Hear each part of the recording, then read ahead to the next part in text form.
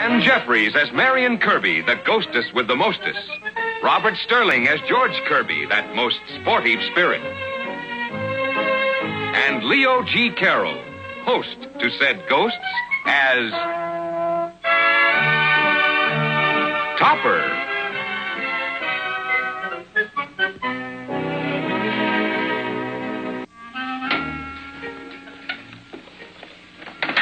Chow time.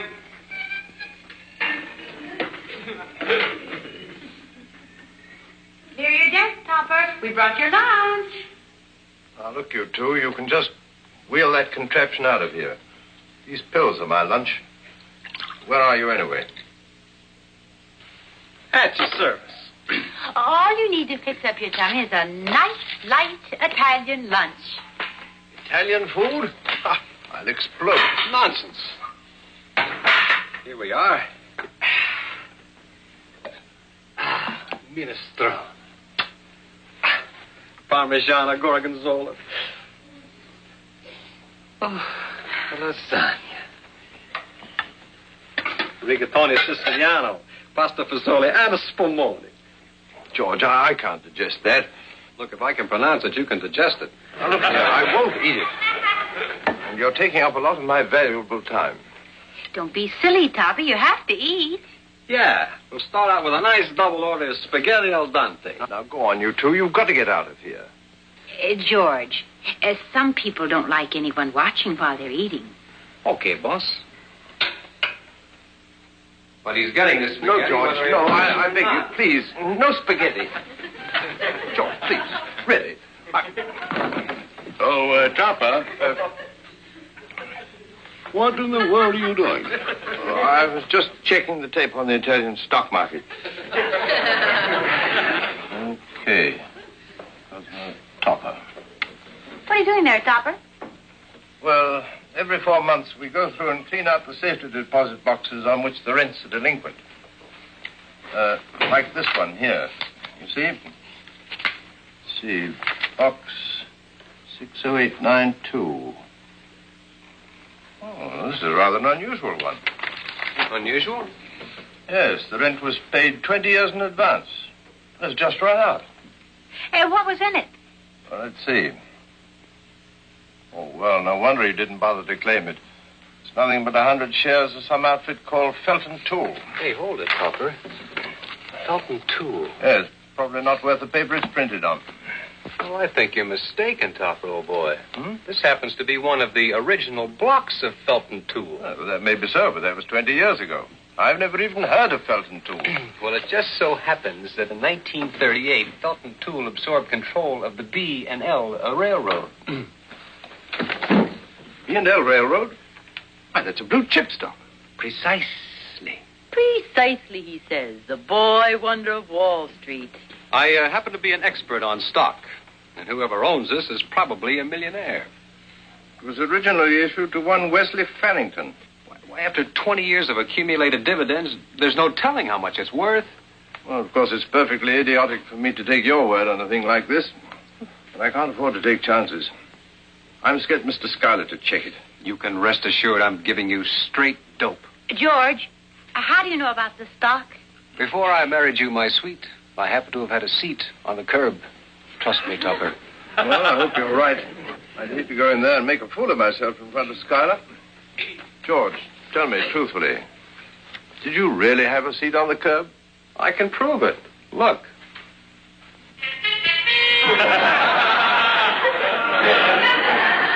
I don't believe it. I just don't believe it. But there it is in black and white, Mr. Meeker. Since you're the president and chairman of the board of the B&L, I contacted you immediately. But who owns this stock? Where is he? Why, his name is, Wesley Farrington. Yes, sir, but we don't know where he is. You mean he doesn't know what the stock is worth? We assume that he doesn't.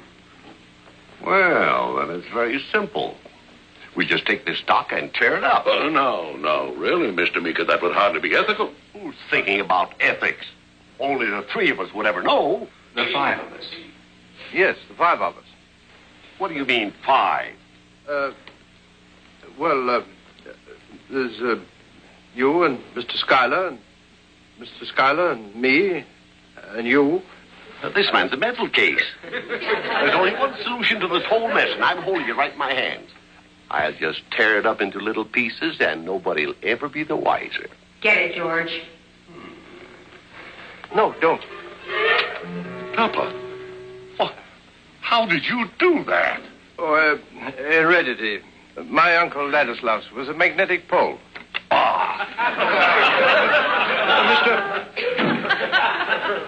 Papa, he was one of our big accounts. And since you feel so strongly in the matter, I think you have a slight job on your hands. Find Wesley Farrington. But we haven't heard of him for 20 years. How am I to go about it? I don't know, but you've got to find him. Yes, but how? You use radar. Use jet propulsion. Use a magic carpet. Don't fight with him, Topper. We'll help you. If he wants you to use a magic carpet, we'll show him you can. Well, what are you waiting for? Oh, nothing. I was just going.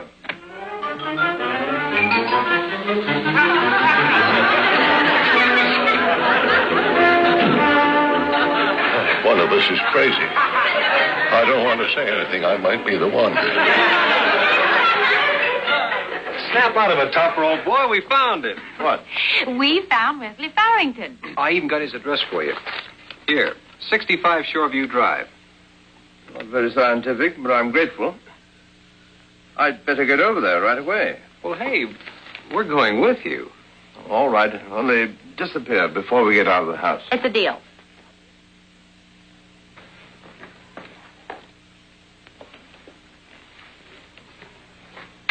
What now?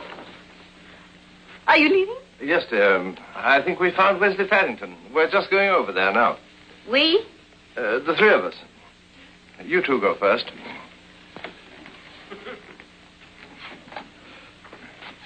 Well, goodbye, dear. Cosmo. I forgot Neil. Come on, boy. Neil's a dog.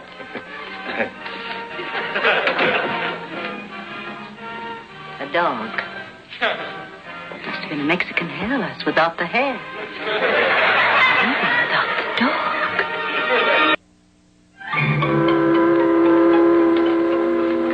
You sure you got that address right, George? Yep. Well, we're clear down to the river, and there doesn't seem to be any 65 Shoreview Drive. Well, that's the address I heard. But, George, you can see there is no such address. Hey, wait a minute. I get it now. That must be the number of the slip where he keeps his yacht. Well, we're not getting anywhere standing here. You two disappear while I go and ask that tramp over there if he can help us. Okay, but I'll bet it's a yacht.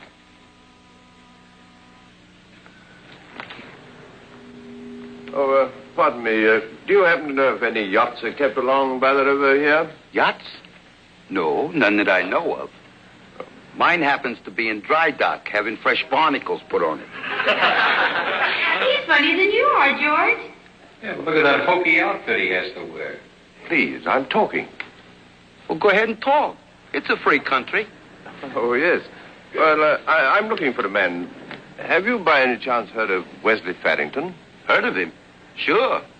Oh, good. Then perhaps you know where he lives. I sure perhaps do. Hey, Wesley, you got company?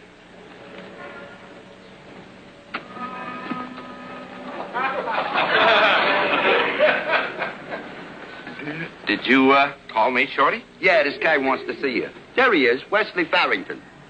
You're Wesley Farrington? I am, sir. Topper, he's a bum. A bum. May I say, sir, that your powers of observation greatly exceed your sense of tact? I'm very sorry. But you see, I was rather surprised. This is where you live? Periodically. You see, my friends and I have just returned by rail from a journey to the Middle West. Oh, did you by any chance ride on the B&L Railroad? Not on it, my dear sir. Under it. Now, if you'll excuse me, I must see how Shorty is progressing with the luncheon. Tell him, Topper. Give me time. Time, sir? That I can give you in great abundance. If time were onions, I would be living in a sea of tears. No, you don't understand. I came here to... Done to a king's taste, Shorty, my friend. But perhaps A pinch more of salt would bring out the bouquet. Yes, that should suffice, I believe. Hey, look, here comes Cupid. Good. Now we can serve lunch. Hey, fellas, look. We get bread with our lunch today. A little old lady give it to me. Yeah, I bet he broke her arm getting it, too. Hey, who is this guy? Oh, I don't believe you introduced yourself, sir. These are my good friends, Shorty and Cupid. How do you do? I'm Cosmo Topper. Here, dig in. Well, no, really. Oh, don't be that way, Topper. Sit down and eat. Hey, how come you put your stew on your head? Well, you see, I can't keep a thing on my stomach. You'd better eat, Topper. We can make you look awfully silly. Right, Joe. Right.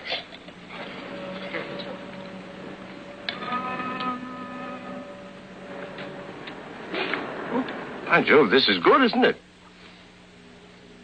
As a matter of fact, it's delicious. I can't believe it. I've had 4 helpings of stew, and my stomach feels wonderful. Topper, let's get down to business, huh? Mr. Farrington, do you recall 20 years ago buying 100 shares of Felton Tool? Felton Tool. Yes, I believe I do remember.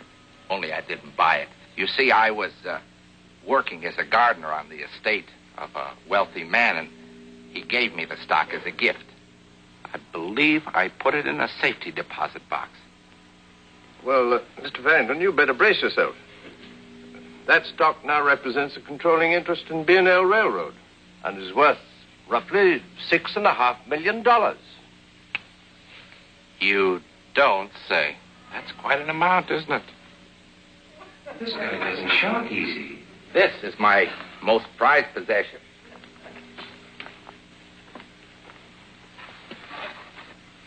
I think he's a little touched. Mr. Farrington, I'm telling you that you're worth $6.5 million.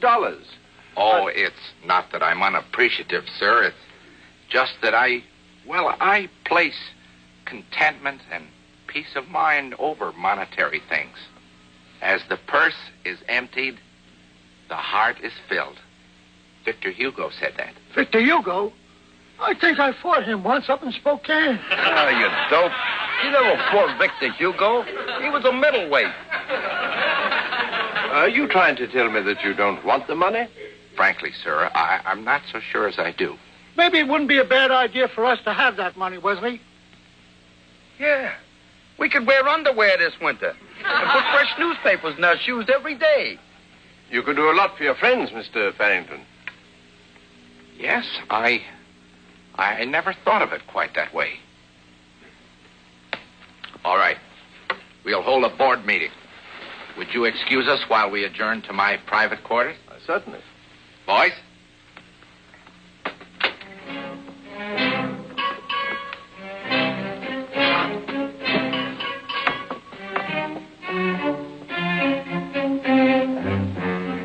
What's the matter with that guy? Yeah, willing to turn down all that money, and he's dead broke. No, Marion. You're dead broke. At least he's alive broke. Oh, too much mulligan stew. Hey, speaking of stews, what happened to Neil?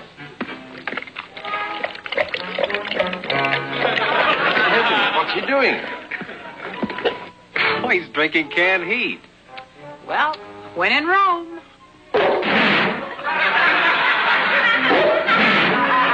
They're coming out.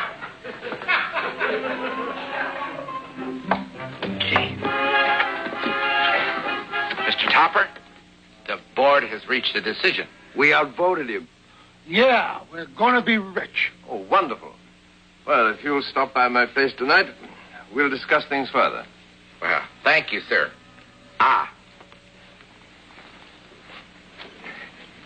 Here is a token of my best wishes for the lady of your choice. Thank you. I'm your choice, Topper. Here, let me braid my hair. Well, good day, gentlemen. I'll see you this evening.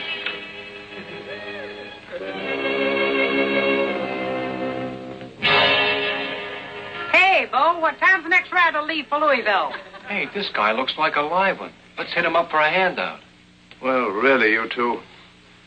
I've learned to expect almost everything, but why are you dressed as a couple of hobos? What do you mean, a couple of hobos? Can't you tell the difference? I'm a hebo. And I'm a shebo. You put on these outfits so your pal Farrington won't feel out of place. Go on, Topper. Open the door and let them see what the high-class type of tramp is wearing this year. You know perfectly well they can't see you. Now, just keep out of the way. Ah, good evening, Mr. Topper. I hope we're on time. Hiya, Topper. Hiya. Good evening. How do you like that? A bunch of bums making us look like bums. Well, I must say you look very different from when I last saw you. But, well, why are we standing here? Come right into the living room. Thank you, sir.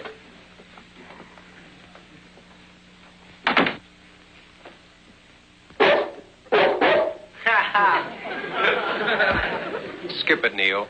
They double-crossed us. Henrietta, this is Wesley Farrington. And Shorty and Cupid. How do you do? My wife, Mrs. Topper. Enchanté. Gee, what a joint.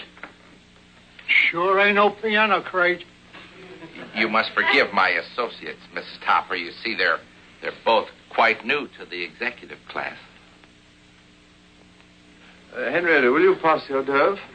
Oh, good. Gee, thanks. Shorty, you mustn't take them all. Oh, sorry. Here, Cupid. No, sir, not the last one. I don't want to be no old maid. Well, make yourselves at home, gentlemen. Henrietta, Mr. Farrington and his associates are going to be with us for a few days while certain business matters are cleared away. Just as you say, Cosmo. I'll see that the guest room is in order. Now that we've all met, gentlemen, I see no reason why we can't get down to business. Here's the stock, Mr. Schuyler. Oh, fine. Now, actually, this is merely a simple formality we have to perform here today. All I need is your signature, Mr. Farrington, and you will be one of the biggest railroad stockholders in the world. Yes, I understand, Mr. Schuyler, but first I would like to say a few words. You see... Don't try to stop me. I'm going in there. All right now. Which one of you is Farrington? Uh-oh. Here comes trouble. I am Wesley Farrington, sir. Fine, then I'll not waste time. I've got money, and I want to keep control of that railroad. What's your price? Oh, well, you see, Oh, come on, speak up. How much? Really, Mika? You can't come charging in here like this. I'm going to let my money do my talking for me, Schuyler. I'm willing to pay half again what that stock is worth. And believe me, this bank isn't going to handle any of the transactions. Shall I belch him, Wesley? No, Cupid. What he's saying is very interesting. Oh, then we can do business. Excuse me just a minute. Pay to the order of Wesley Farrington, eh? We can't sell out to that crook, George. Don't worry, honey. This is one check that's going to bounce before it's even written. Well, come on, speak up. How much is it? I'm in the position to write a check for any amount. What is it? What for heaven's sake? Seems like an odd position you picked, Mr. Mika. Good work, George. It's been a Charleston contest. He'd have won it easy. Well, what happened? I was... You better be seated, Mr. Meeker, and calm yourself. Yes, Apparently, you came here to buy my interest in the B&L. Yes? You can forget about that because it just isn't for sale. Nonsense. There's a price on everything. No, that's where you're wrong, Mr. Meeker. I've turned over the stock to Mr. Schuyler, and he's to see to it that all benefits derived from the stock shall be turned over to charity. Charity? Yes, Mr. Meeker. I'm afraid that's a word that you haven't had much occasion to use. This is unheard of. Only a man out of his mind would do such a thing.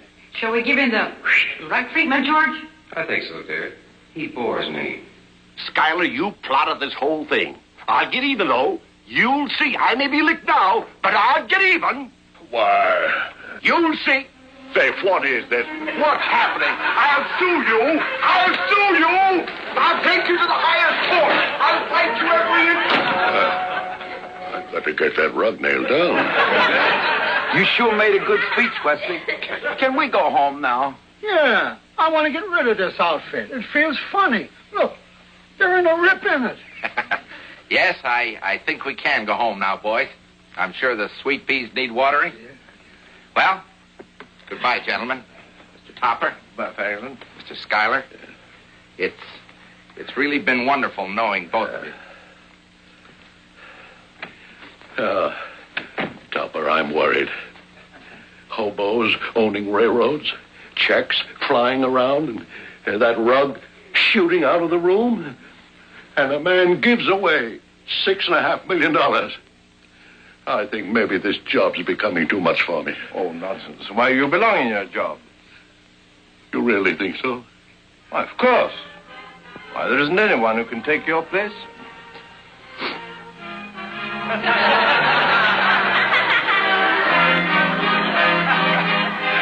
Yeah, thank you, Topper. You've made me feel much better.